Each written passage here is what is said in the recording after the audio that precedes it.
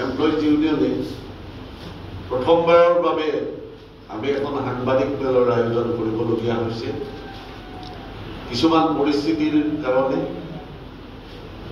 আৰু সেইটো আপোনালোকৰ ওচৰত মই লিখিতভাৱে আমি দাঙি ধৰিম আমি এটা প্ৰেছ বিবৃতি যুগুত কৰি আনিছোঁ মই প্ৰথমে এই প্ৰেছ বিবৃতিটো আপোনালোকৰ সন্মুখত পাঠ কৰি দিছোঁ আৰু ইয়াৰ প্ৰতিলিপি আপোনালোকক আমি প্ৰদান কৰিম হওক আমি আশা ৰাখিছোঁ আপোনালোকে সহযোগিতা আগবঢ়াব আৰু যেটো প্ৰেছ বিবৃতি মই পাঠ কৰিবলৈ লৈছোঁ আমি আশা কৰিছোঁ এই বিবৃতিৰ জৰিয়তে আটাইবিলাক বিষয় আপোনালোকৰ ওচৰত স্পষ্ট হ'ব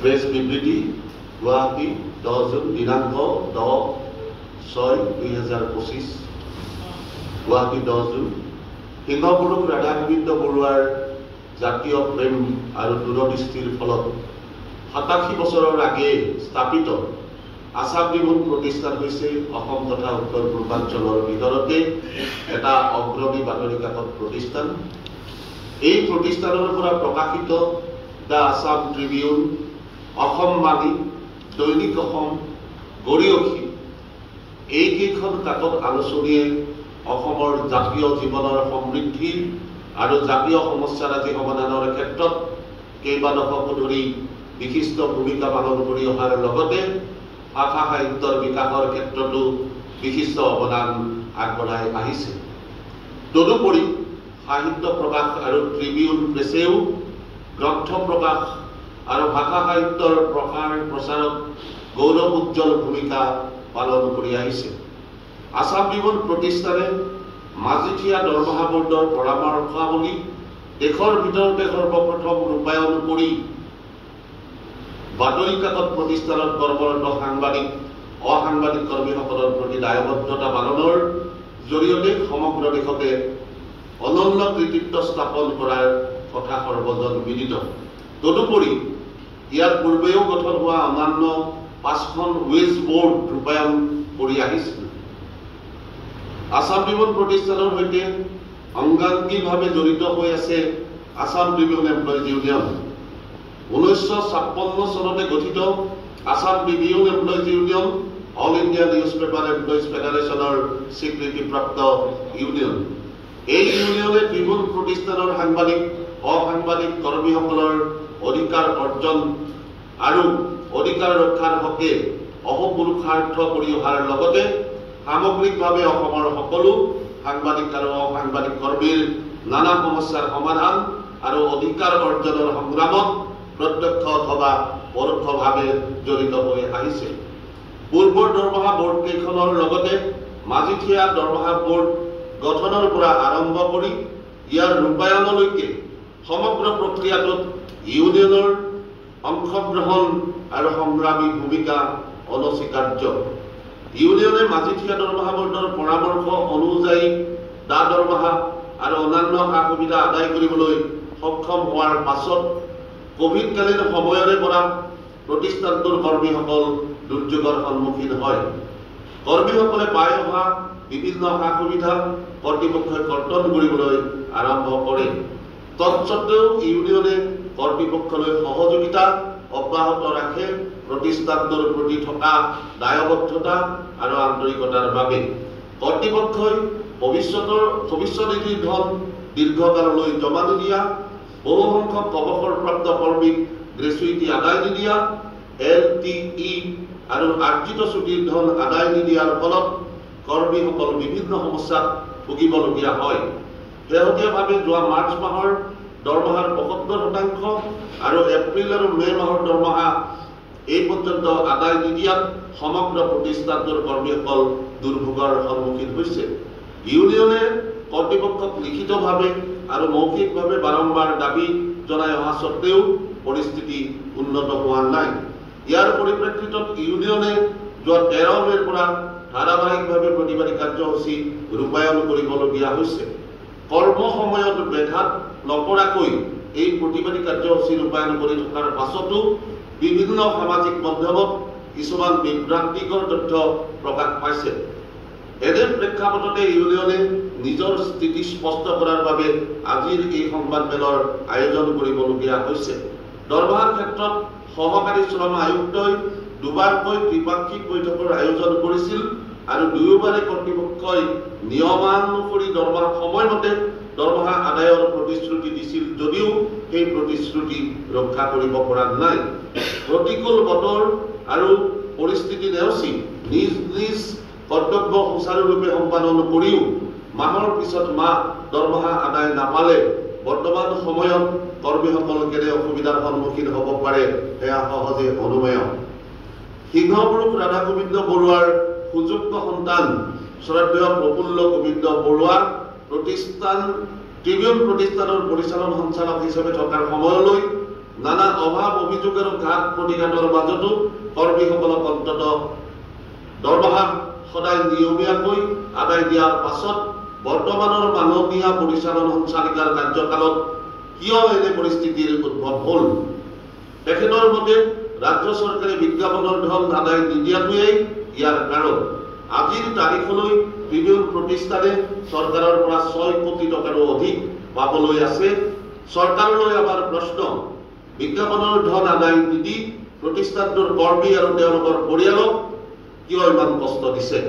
কৰ্তৃপক্ষকো আমি বাৰে বাৰে অনুৰোধ জনাইছো, কেৱল চৰকাৰী বিজ্ঞাপনৰ ওপৰতে নিৰ্ভৰ নকৰি ৰাজহ বৃদ্ধিৰ হকে তৎকালীন ব্যৱস্থা লওক। চৰকাৰলৈ আমাৰ আহ্বান, আছাম ট্ৰিবিউনৰ লগতে সকলো বাতৰি কাকত প্ৰতিষ্ঠান আৰু সংবাদ মাধ্যমক মই ইতিমধ্যে উল্লেখ কৰিছোৱে, সেই বিষয়টো আমাক কালি পৰ্যন্ত আমাৰ মেনেজমেণ্টে অস্বীকাৰ কৰিছে।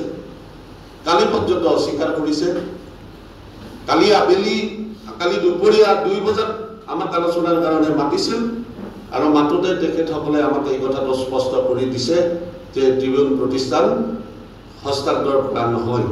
তথাপি যদি কোনোবা দুষ্ট ৰাজনৈতিক চক্ৰই তলে তলে গোপনে এই কাম কৰি আছে, যে আপোনালোকে এটা কথা জানিব যে আমি আছাম ট্ৰিবিউন এমপ্লয়িজ ইউনিয়ন এটা 68 বছৰীয়া পুৰণি আমি সংগঠন আৰু আমি সহজতে সেইটো হ'বলৈ নিদিম। এই কাৰণে নিদিম, আমাৰ কৰ্মীসকলৰ স্বাৰ্থ তাত জড়িত হৈ আছে আৰু এই স্বাৰ্থ আমাৰ বকেয়া পাবলৈ আছে আৰু বহুত কিবা কিবি আছে। আমাৰ কোভিডৰ সময়ত কৰ্তন কৰি ৰখা ধন পাবলৈ আছে, আমাৰ ৰেচুইটি বহু কৰ্মীয়ে পাবলৈ আছে, LTEৰ পইচা পাবলৈ আছে আৰু আমাৰ আৰ্লিফৰ পইচা পাবলৈ আছে। সেই সমগ্ৰ দায়িত্ব লৈ পেলাই যদি কোনোবা আগবাঢ়ি আহিব পাৰিব নাই তাত আমাৰ সন্দেহ আছে, কিন্তু আমাৰ কিছুমান পূৰ্ব চৰ্ত থাকিব আৰু আমি আছাম ট্ৰিবিউন এমপ্লয়িজ ইউনিয়নে আমাৰ কৰ্মীসকলৰ অধিকাৰ ৰক্ষাৰ কাৰণে আমি সংগ্ৰাম কৰিম, আমি সৰ্বোচ্চ প্ৰকাৰে আমি যুঁজ দি যাম, এইখিনিকে ক'ব পাৰিম। আৰু এটা প্ৰশ্ন কৰিব বিচাৰিছোঁ, যিহেতু মুখ্যমন্ত্ৰী হিমন্ত বিশ্ব শৰ্মাই দায়িত্ব লৈয়ে পেপাৰসমূহৰ আচলতে যিবিলাক দুৰ্বলতা আছিল সেইখিনি শেষ কৰিয়াৰ কথা কৈছিল, আপোনালোকে যে 6 কোটি টকা কিমান দিনৰ সেইটো বিল পাবলৈ আছে?